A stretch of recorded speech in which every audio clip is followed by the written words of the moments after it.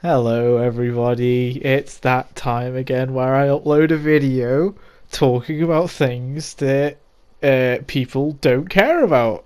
So, yeah, new videos today. Um, I wanted to make a video mainly because I haven't made one in a long time, and I like to talk about things. So, yeah, commentary time. It's time for you to sit down, get a drink. I don't know, maybe a glass of Peppy, uh, a beer. I don't know. Ignore your wife for a little bit. Um, yeah, just sit down. This is boys' hour. This is boys' hour right here. Um, so yeah, Elden Ring. Tough cookie Elden Ring is right now. Um, it's still tough. We still haven't had a patch for anything that is, you know, really just making the game a chore a chore to play. I feel really sorry for the people that it is it's part of their income to play this game right now, because with Souls you have to be playing the most relative one, and this game sold 20 million copies. You'd be hard pressed to like get on Twitch right now, stream this game if you're a good player, and not do well. Um, People are searching this game out so much. And not only are they searching for this content, they're searching for PvP now more than ever. And like, there's so many good content creators out there, streamers, people that have got something to add in the long term, especially. Because these are people that do genuinely care about the community and the direction it heads in, and the direction that the game heads in. Because uh, this is going to lead on to a topic that I want to talk about that I feel is quite important. But if this game doesn't do well, it can hurt people's career in a sense. And I know it's very strange for me to say something like that, because there was only a select few people that had a career in this series. Very, very, very few people. And now the opportunity is there and open to so many. But if the game doesn't go in a different direction, I feel like that audience won't be there. They'll get sour. It'll start to dry up. The more casual player base will start to notice the things that the more hardcore player base have already been complaining about for quite a while now. And it will hurt people's viewers, their careers. It'll hurt the community. It'll hurt the number of people that are playing the game.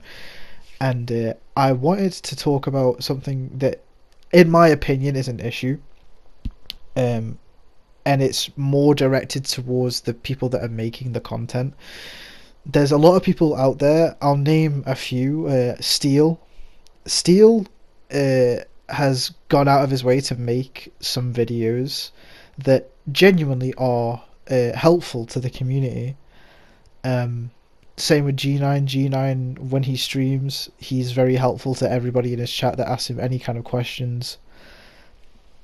Who else? I guess I'll put Scott John up there. Scott John, sometimes he makes these videos that they address things that otherwise might be a bit confusing to people, and these are the same people that they put all this effort into giving the community something, and the community, instead of, I don't know, being thankful, they're very aggressive in the comments, like, oh, why would you bring something like this to light? Like, why would you talk about this? Oh, like, just things that are unrelated as well. There's so many comments that are just unrelated to what the video is trying to put across, and it's very toxic, because unfortunately, and it is unfortunate, the way that we have to go about getting these things fixed or addressed, um, is you have to almost get enough people possible using the thing that is broken, or something like helm swap. right? Something like Carrying Retaliation, something like Bloodhound Step, and how it can be abused very easily. The only way these things can be put forward and hopefully addressed in a future patch is if enough people in the community are using it and abusing it. Because unless, and this is the sad reality of it, unless something ends up on Reddit and ends up on Reddit a lot, there's not a lot that gets done about the thing, if that makes any sense. For example, Bloodhound Step, and I will talk about this a little bit more.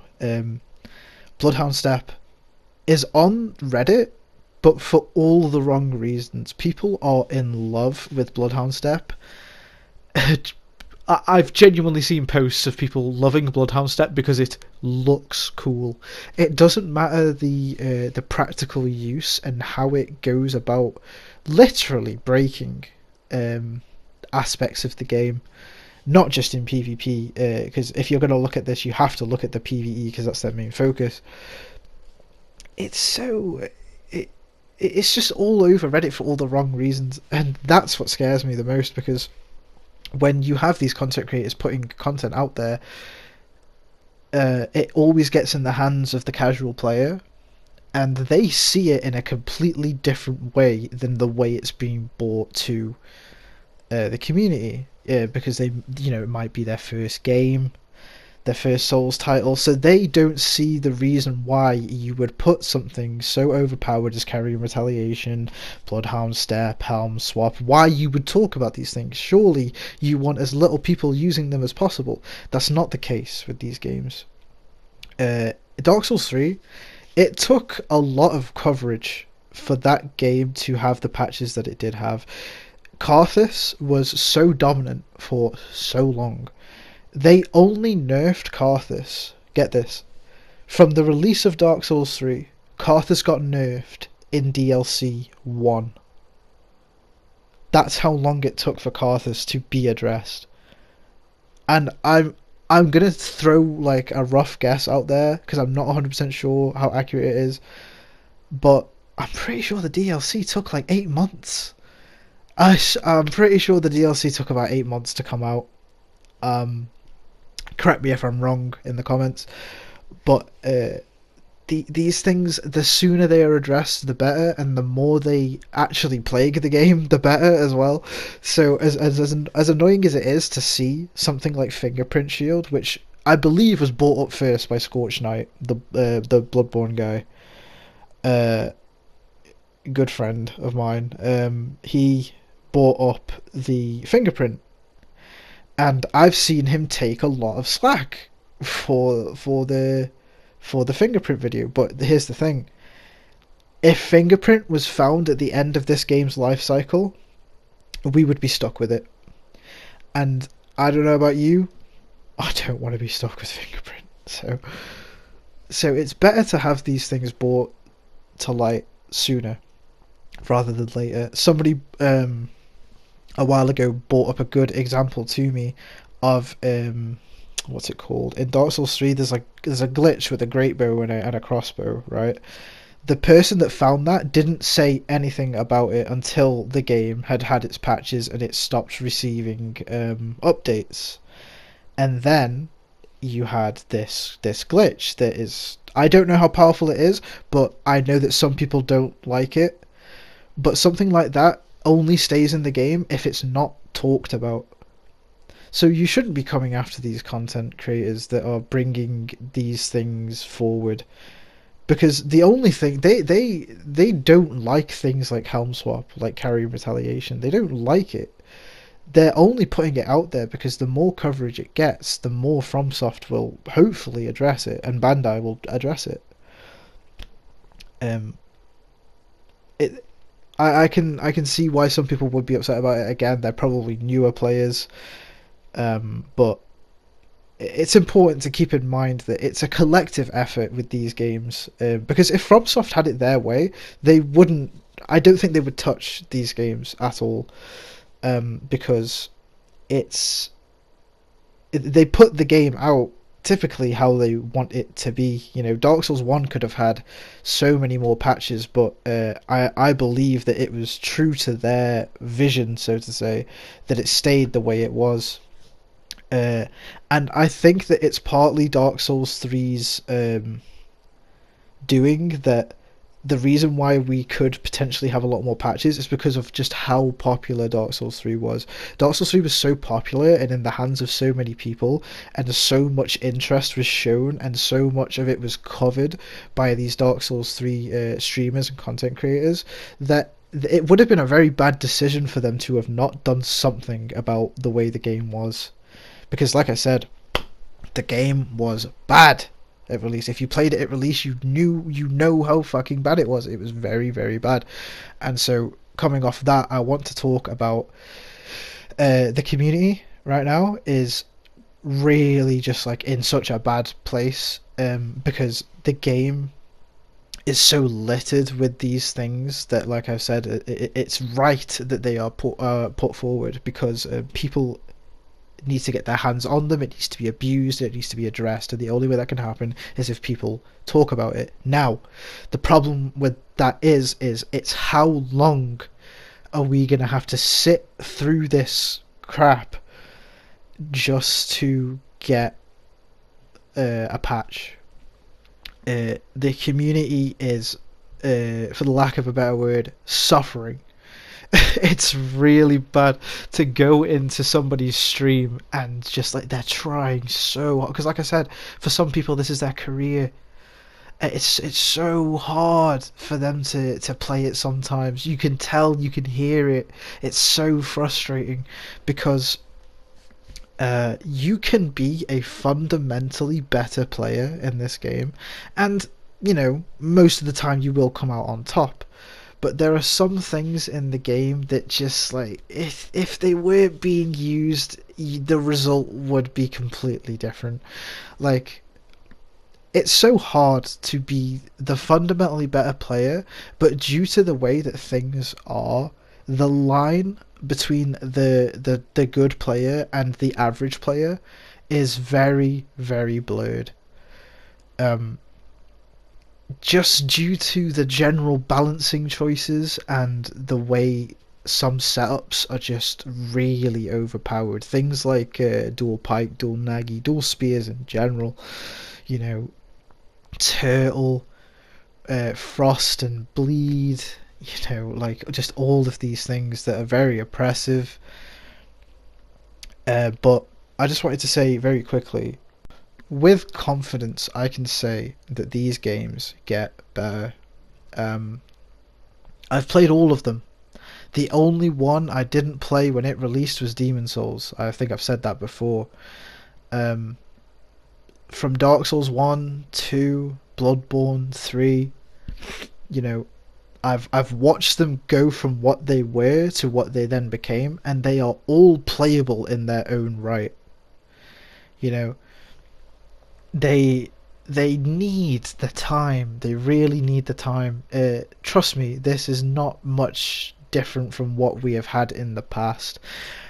Do I think that it's on a little bit on the extreme side? Yes, of course. There's nothing more annoying than dying to somebody because you didn't do anything wrong. Like, something that I'm going to get into in a minute is rolling in itself. It's in such a weird place because you've got something like status, like cold and bleed, that make your rolls not really matter, and that's such a core mechanic of the game. Of all the games, is timing your rolls. But I just wanted to say that, you know, please be patient. I know it's hard to be patient in a game that doesn't really reward you for actively playing it. Like, you're not gonna receive any rewards for fucking PvPing for 1,000 hours. It's very much for your own enjoyment, and if you're not enjoying it, then by all right you shouldn't, you know, be playing it. But it takes time. These games especially take a lot of time, so I just wanted to quickly say that. But going on to what I was talking about with status, it makes your rolls like completely just like unviable. Rolling correctly in this game, and I can't believe it's something that I actually, like, the words are leaving my fucking mouth. Rolling has never felt so pointless. You might as well be using Quick Step or Bloodhound Step or something like that, because if somebody is using status, specifically Cold and Bleed and Madness, I guess, if somebody is using something like that, here's the only thing they have to account for. I have ghost hit them once. That means 50, let's say 50% of your bleed or frostbite bar has been built up. The only thing the person has to account for is I'm going to ghost hit them or clean hit them again, and then after that I get a guaranteed follow-up L1, regardless of whether they rolled correctly or not. How insane is that as a concept? Like, I've seen people in Twitch chats and Discords justifying things like this. I'm sorry, you've not played these games. There's no way you've played these games enough to understand that it makes something so core, like, to the mechanics of these games as rolling just null. It doesn't matter. Like, if you roll something correctly, it doesn't matter. Unless you get rid of that status bar, you are getting guaranteed hit again. For rolling correctly, that is so insane. That's so wild. Like, it really makes it, like, frustrating to play, because it also makes the game a lot more passive. If you're constantly worried about getting stunned for rolling correctly, how on earth are you going to aggress somebody? Because you're constantly worried, okay, if he hits me, I'm going to get my bleed bar built up. But if he doesn't hit me, I'm also going to receive the same amount of build up. It's so hard. It's so horrible to say that something is as crucial as rolling is just, it doesn't really matter anymore. At least in its current state, it's very, very, very, very bad. Status is just so strong. In fact, I've started playing without status because it is so strong that I genuinely believe it will not be like this once the game's had its patches. There's no way they keep it the same. There's two things that they could do. One of them I feel is pretty unlikely.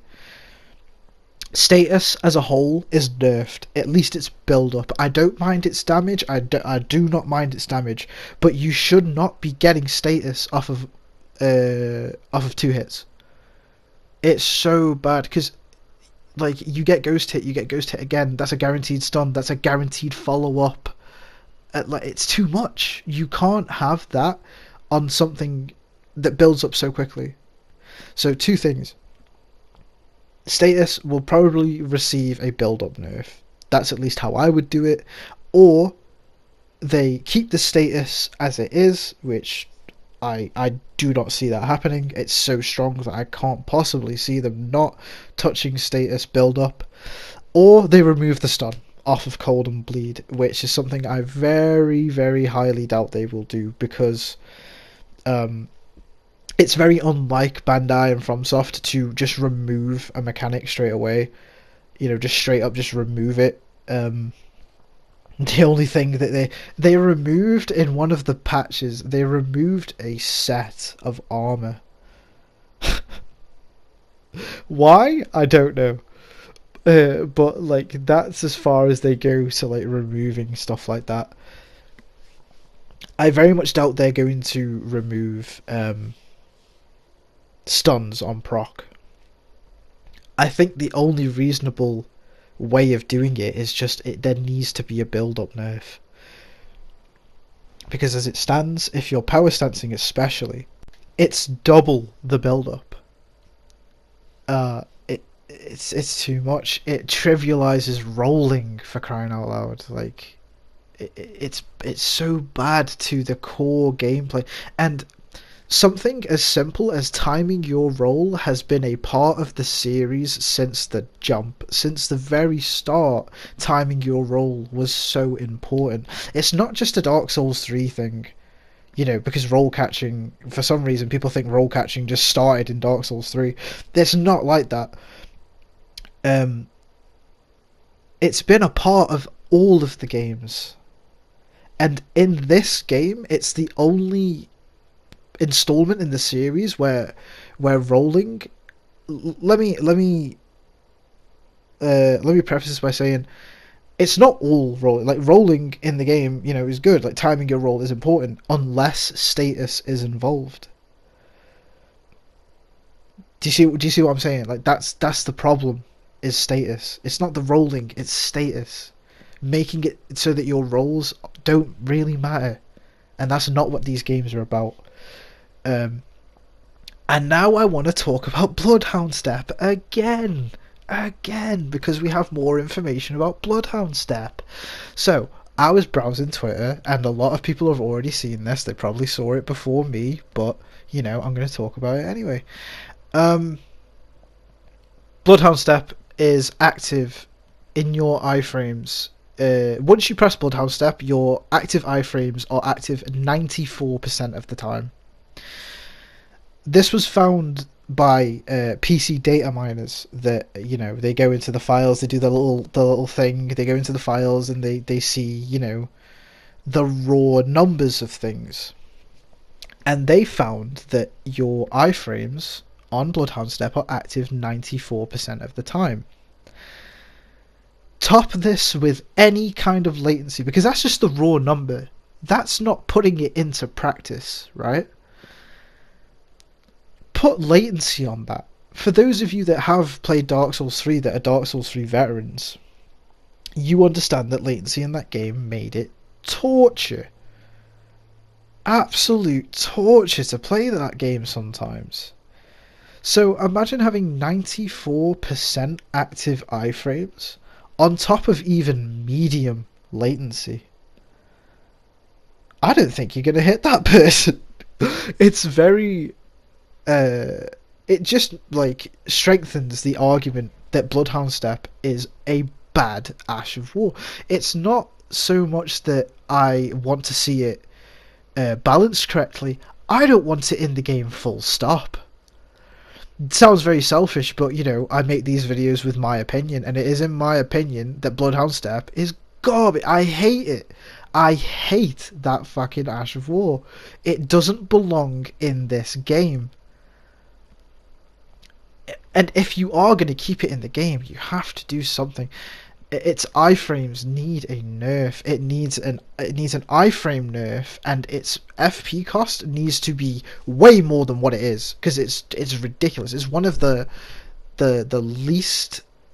It costs the least amount of FP out of most of the Ash of Wars, and it's so powerful. It makes no sense. It has no business being in the game whatsoever. And I see this classic argument whenever it's very rare to see, because the community, the PvP community don't like Bloodhound Step.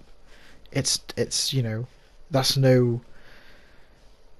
that ain't, it's been spoke about enough. Everybody hates it, that PvPs. But you occasionally get this one guy that will come into your chat, or he'll comment under your video, and he'll say, "Oh, well, it doesn't last forever. They'll run out of FP eventually." Who wants to wait for that? Who wants to wait for bro to run out of FP? It already costs nothing. You're telling me that it's okay because eventually they'll run out of FP? These people that are playing the PvP, they do want to have a 30-minute fight just because a guy is using one specific Ash of War. That's not fun for anybody. I don't care how much of a sweat you are, right? 30-minute fights are not fun for anybody. Not even the person using Bloodhound Step is it fun. It is not an excuse to have something that, is active 94% of the time. And that's just when it's being used once. Once it's triggered, 94% iframes, right? That's not talking about latency, and that's not talking about spamming the Bloodhound Step. And you have the nerve to tell me that just wait for them to run out of FP? Bro. bro, like, come on. Like, Bloodhound Step it does not belong in this game. I either want it gone or it needs a serious nerf. And like I said, it needs FP cost increased drastically. I guess you could also make it cost more stamina than it does, because it costs like fucking no stamina. And it needs an iframe nerf. You can't be having 94% iframes, bro. That's not cool. That's cope. Like, come on. And another thing that I wanted to talk about is Ashes of War. Now, Ashes of War, and some people aren't going to like this because, you know, it's the truth. No one likes that. Ashes of War are more important than your actual weapon in this game. However, with saying that, I still think it is a good idea to build your Ash of War. No, sorry. To build your weapon around your Ash of War. What do I mean by that? Let me tell you. So, for example, a lot of people have started using Flaming Strike. It's very good. It's a very good aggression tool to use. It's very safe to throw out after you've done an attack. There is a punish window if you can see somebody going for the Flame Strike after they whiff, especially if they're doing it a lot. There's a very decent punish window. It doesn't have any hyper armor. It is completely dependent on the poise that you currently have. If you cannot poise through the attack, you will not gain any hyper armor. I feel I was speaking to Gabri, and I said to Gabri, it seems a bit broken, and then Gabri showed me that, you know, there's a punish window, and also it's good because it doesn't have hyper armor, and so for that reason it's not something that you can throw out safely all the time, and I agree with him. But you don't just put Flame Strike on any weapon, right? Because there are certain weapons that thrive more with certain Ashes of War. Flame Strike, I believe, is best on spears, halberds, and lances. Why? Because Flame Strike gives you a guaranteed follow-up R2 if the person gets roll caught. Now, the main way somebody's going to get roll caught is by rolling into you or like diagonal to you, right? If they back roll, it's very unlikely that they'll get caught, and if they do get caught, you'll most likely miss the follow-up R2. So something like a halberd or a spear, the person doesn't want to be rolling backwards because it's a forward poke. If you roll backwards, it's very likely you'll get roll caught if you're not timing your roll. So typically you are rolling to the side and in towards the person, right? That's why using something like Flaming Strike on a spear or a halberd with a poke is better than using on a straight sword, because nobody is side rolling against a straight sword. Really, they're back rolling, and like I said, Flame Strike doesn't really catch back roll all that well, but it annihilates and crushes an aggressive side roll, right? So it makes sense to put it on a weapon that catches the back roll, but having an Ash of War that its tool and its utility is catching the side roll. Similar to Glintstone. Glintstone Pebble is a straightforward, it can catch a back roll because it casts itself forward. So using something like a horizontal weapon, a horizontally swinging weapon, it covers that horizontal, that side roll, right? But then Glintstone also helps cover the back roll option if they choose to back roll. So thinking about the Ash of War that you put on a specific weapon is important, because the Ashes of War are so strong that you can't ignore them. You know, there's a lot of people that don't like the whole Ash of War system, the fact that you can put so many of them on any weapon. You can also something like Flame Strike, you can use it and still make the weapon keen or quality. I wouldn't make a weapon quality blows, but a keen or heavy weapon can be infused, sorry, you can put Flaming Strike on something, infuse it keen or heavy, have the benefit of Flame Strike, but not have the split damage. You know, it's very important to try and build around your Ash of War more than the weapon, because um, Ash of Wars are just strong, and that's just the way it is. Honestly, um, it's saying that's the way it is to a lot of people is kind of annoying, because they like to, well, you know, at Bloodhound steps in the game, that's the way it is. A weapon and and something like Flame Strike are not destroying the game.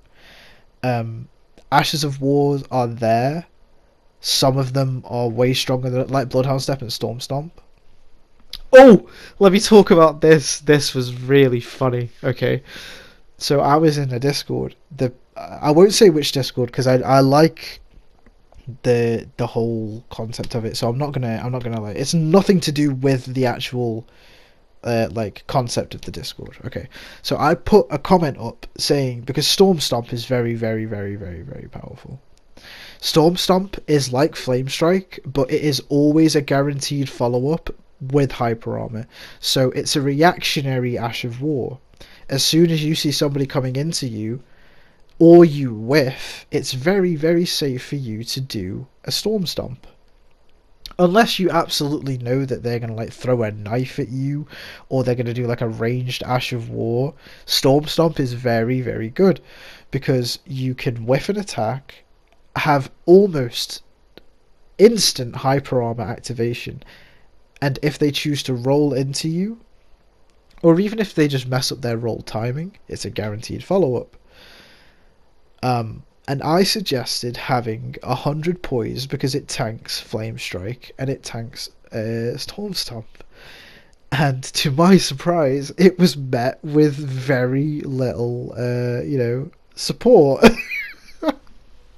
I had no idea that people were so against Poise in this game. People hate Poise.